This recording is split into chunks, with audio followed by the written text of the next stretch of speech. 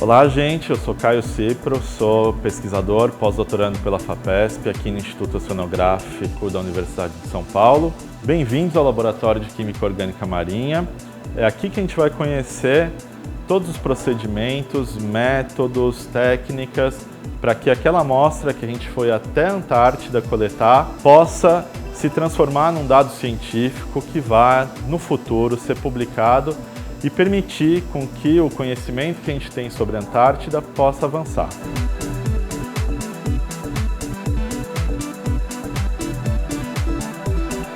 Então, gente, terminado o trabalho de campo, o passo seguinte é vir para o laboratório. Então, primeira coisa, laboratório, avental ou jaleco, como a gente costuma chamar, calça, sapato fechado, por razões de segurança, né? Tem um monte de coisa perigosa que pode espirrar, pode cair na pele, pode fazer mal. A gente chegou do campo, coletou as amostras. As amostras vêm congeladas aqui para o Brasil, tá? Aqui nesse freezer a gente tem vários exemplos que eu gostaria de mostrar. Aqui, por exemplo, são ovos de pinguim papua, são ovos gorados sempre. Então, outra coisa, vocês estão vendo que eu estou usando luva. Isso aqui não é uma luva cirúrgica normal, não é uma luva de látex nem nada, é de um material chamado nitrila. Tem a peculiaridade de não absorver os contaminantes orgânicos. Aqui dá para ter uma ideia do tamanho do ovo. Ele é 1,5 vezes aproximadamente o tamanho do ovo de galinha, aproximadamente o dobro do peso de um ovo de galinha. Outra coisa que eu acho muito interessante, muito bonita, são líquens. Isso é um líquen do gênero Usnea, que é bastante comum na região em que o Brasil tem estação. Isso aqui é um musgo.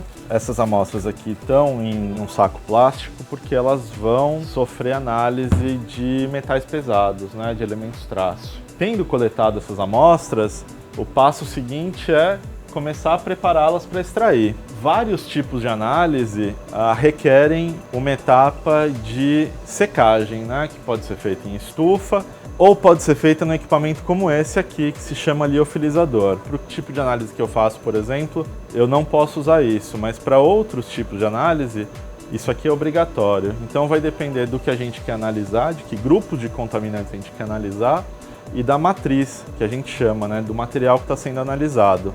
Isso aqui nada mais é que uma grande câmara de vácuo acoplada a um refrigerador bastante potente, que mantém isso aqui a pelo menos menos 30. Ao longo da desidratação da amostra, essa temperatura vai caindo, ligada num vácuo muito forte, e aí a água passa direto do estado sólido, né, congelada na amostra, para o estado gasoso. E é o que a gente chama de sublimação, né? Saindo daí, as amostras ficam assim. Isso aqui é uma amostra de musgo, é o mesmo musgo que eu mostrei congelado para vocês lá no freezer. E isso aqui é uma amostra de sedimento, que por acaso é o que está sendo desidratado agora. Em seguida a gente pega essa amostra, vai fazer a extração dessa amostra com um solvente. A escolha do solvente depende do que a gente vai analisar, dos compostos que a gente vai analisar e da matriz que a gente vai analisar também. Alguns dissolvem melhor certas coisas, outros dissolvem melhor outras coisas, em função do método que a gente vai usar também. O método clássico para o que a gente faz se chama Soxhlet. No fim dessa extração a gente consegue um líquido, um extrato. Esse líquido vai ter o que interessa para a gente e vai ter o que não interessa também. Como a gente vai remover esses interferentes? Com um processo de limpeza, que a gente chama de cleanup. O que a gente usa aqui, a primeira barreira, é uma coluna que é recheada com 2 pós diferentes.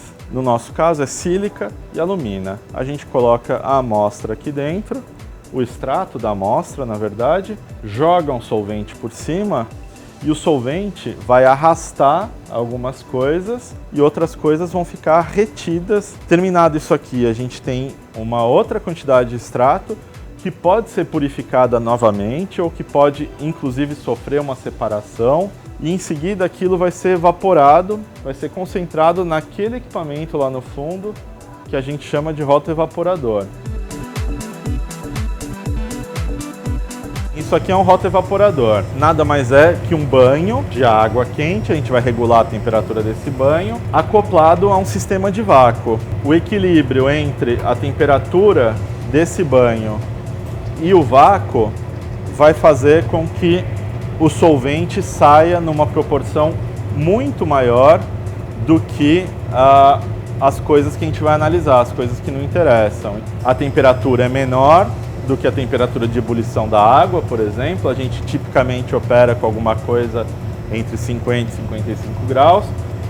E esse abaixamento da pressão permite que a evaporação seja mais rápida. É tudo um equilíbrio. O que a gente procura é arrastar o máximo possível de solvente, tirar o máximo possível de solvente e o mínimo possível dos contaminantes que nos interessam.